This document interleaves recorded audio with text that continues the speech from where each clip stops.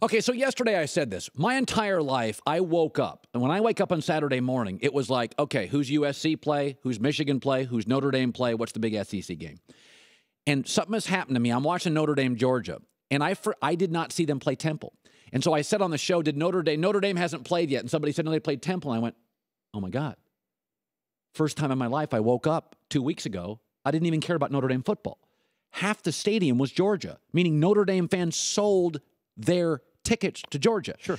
And so I looked at yesterday at Notre Dame's schedule, and it is Aunt Mabel's Thanksgiving salad. It's sardines, pretzels, orange slices.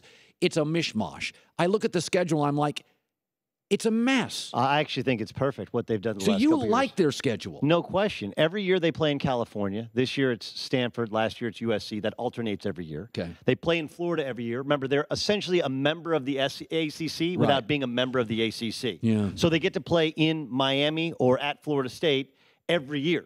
Why do you do that? That's where the players are. California, Florida. They played in Texas. Was it last year, the year before? They played in Texas. Yeah. That's where the players are. They're playing in Georgia in 2019. That's where the players are. This is all done for recruiting, and unlike other teams that are tied to their conference and they're tied to the really good rivalries. Look, they're coming off a 4-win year. People don't like Brian Kelly. And Notre Dame fans have sold their tickets before to Nebraska fans. But I mean, Doug, look at that. That is outrageous. That's like 60-40 Georgia. No, it's not. It's because it's still a big thing. That only helps my point. It's still a big thing for Georgia fans to say, we're going to Notre Dame. It still is. By the way, you know what's underrated in this? That's the first big win for Kirby Smart. Like, Kirby Smart had a up and down first year. He loses Jacob Eason. He starts a true freshman and quarterback, goes in and beats Notre Dame at Notre Dame. That's unpack your bags, coach. You can stay. Mark Richt may have not taken us to the promised land, but we were always good. And last year we weren't really sure if you're the guy. He's now the guy. I think the story was more Georgia than Notre Dame. But then Brian Kelly's he's not likable. It's hard to put your arms around him. He can't figure out. He runs off all the Deshaun Kaiser he couldn't get along with. Deshaun Kaiser is the best quarterback that he's had. I think that's more the story is Kelly can't figure out the quarterback position. They're recruiting better. They're playing smart scheduling where they're playing in Texas and Virginia and Florida and Georgia and California. And I still think they had the best of both worlds. They got NBC, and anytime they're on the road, they're on one of the other big networks. By the way, here was Brian Kelly this week. This offended Kristine did not like this at all. What do you make of Brian Kelly at this press conference? Let's play the tape. Obviously, you lost at the very end, kind of like last year, 7 of 8 losses. How do you? What's the question? I'm getting to it. Get to the question. How do you keep this from snowballing? It's not going to snowball. Next question. Well, what exactly will be different? I guess there's nothing different. I go to work every day and I coach my football team. Okay. Is that good enough for you? Yes, I was just asking about how it was different from last year's losing by 1 possession.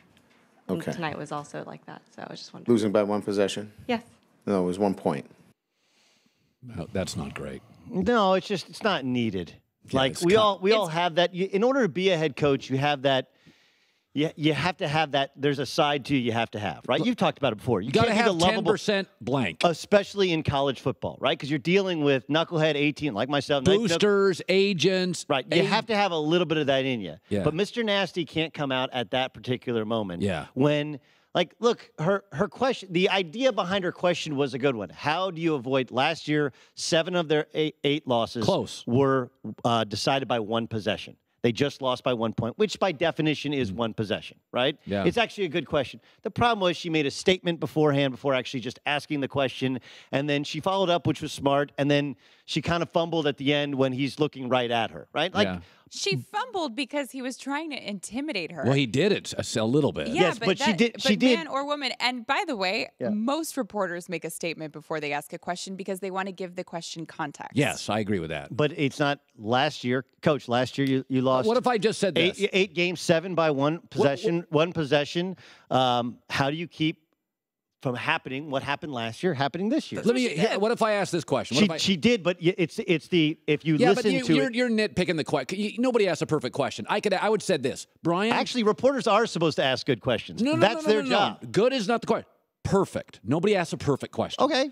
So if you'd have said, Brian, we now have a history of 7 straight close losses. Yeah. Are you concerned that in your locker room late in games, The culture is now like the San Diego Chargers last year, or where you assume you're going to lose, instead of assume you're going to win. But I think the line of questioning is fair. I do think that she made kind of a statement. Well, you lost. Like, thank you. I know that we just lost. Yes. But look, this is the problem. Is she supposed to like delicately tiptoe around him so that he'll answer her No, with but respect? if you listen, listen. Can we cue it back up? Listen to it again. She makes a statement. Well, you lost. Hey, thanks. Appreciate you pointing that out. I wasn't really aware that we had less points than them on the scoreboard. Every time I ask a question, the first thing I try to do is gauge the temperature of the room. I ask a winning coach a different question than a losing coach. Not just the question, my temperament. Like, for instance, if I ask a losing player when I was in locker rooms, I'd put my hand on him. I would change my facial expression.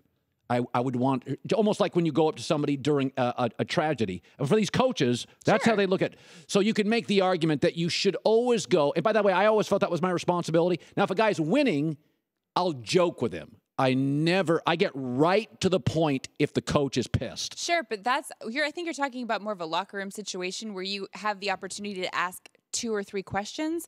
In that situation, sometimes you only get one question. That's a fair point. So you have to make sure that you get out what you want. And by the way, I don't think that I actually think she was trying her best to be like, I understand you lost. Like, she wasn't trying to be harsh. No, I'm not saying she was trying. Let's listen to it again. I don't think she was trying to be harsh. I do think the original statement came up.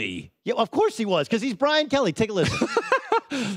Obviously, you lost at the very end, kind of like last year, 7 of 8 losses. How do you? What's the question? That's jerky. We'll get to the question. How do you keep this from snowballing? It's not going to snowball. Next question. That's jerky. What exactly will be different, I guess? There's nothing different. I go to work every day, and I coach my football team. That's fair. See, I thought that the follow-up was very good, but then they keep going. She kind of kept going back in. Like, you asked a good question, you had a good follow-up. Yeah, but his first response was jerky. Of course he is. Honestly, I find it completely unexcusable, and I think that he should have some sort of he should apologize publicly. Did he? Or I think that the school should do something about it, because that's just should do what? Okay. That's why the stadium was half Georgia fans, because he's imminently not likable. Now that's true. He took them to a national championship game 2 years ago. They might have been the best team in the country if not for all those injuries. They got stomped in the Fiesta Bowl because Jalen Smith gets hurt.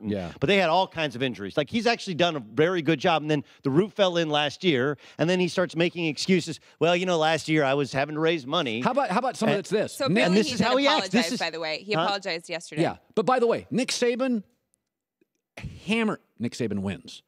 The bottom line is, when you can win, Nick Saban is just literally brutal, but he wins games. So just because you can win, you can get. No, I'm not saying it's right. I'm just saying I don't know if he's brutal as much. He doesn't. It's part of it is just the image of him looking down. Part of it is, let's be honest, it's a woman. I think that his tone was completely. By the way, is Popovich? Let me ask you this. Oh, come on, stop, Kristine. No, I swear. Okay, but let me throw this out there. Is Greg Popovich and Belichick total jerks? I feel like with Popovich, and yes, he is. But Popovich is the worst. Of humor in it. No, Popovich is mean. And I'll call him out when I think he is. And Belichick, I think the same thing. He did it to me personally. How about this argument that at the college level, like I literally think there is a different sensibility pro coach to college coach. Yep. As a college coach, I am representing a plaque. Nobody goes to the University of Eagles. They go to the University of Notre Dame. So I feel as a college coach, I am at some level a kind of mentor, like messaging matters. No question. You're the highest paid member of the faculty at a university. And the irony to it is, I would actually credit Notre Dame for helping me more in this field than anything else, because when you first get there as a student athlete, you go through a course on how to handle yourself in the media. And here's a guy who continues to trip all over himself in the media, and he's the highest paid member of the faculty, and they owe him so much money that even Notre Dame probably doesn't want to pay him to walk away. Yeah, I heard that too. Look, he constantly missteps in PR. He does. You go back to when the crane fell and the kid tragically died. Like, he is a PR disaster. I'm not disputing that. I would also tell you that it's like Colin said, he just lost by a point at home. The stadium is half Georgia fans in Notre Dame's, in a game to which, all right, you can put yourself on they got an easy schedule. They should win 7 games anyway, even with a new starting quarterback. This was not a game. And you have somebody who goes, well, you lost, and it set him off, and he didn't handle it well. I think that's, I got a really interesting topic. Don't go anywhere, because there's an interesting topic had yesterday that made me so happy. and infuriated somebody. But that's next. Don't go anywhere. In the LA, that's The Herd. Thanks for watching. Subscribe here to get the latest from the show. Also, be sure to check out more of the best clips from The Herd or go watch a few segments from the newest show on FS1, First Things First, with Chris Carter and Nick Wright.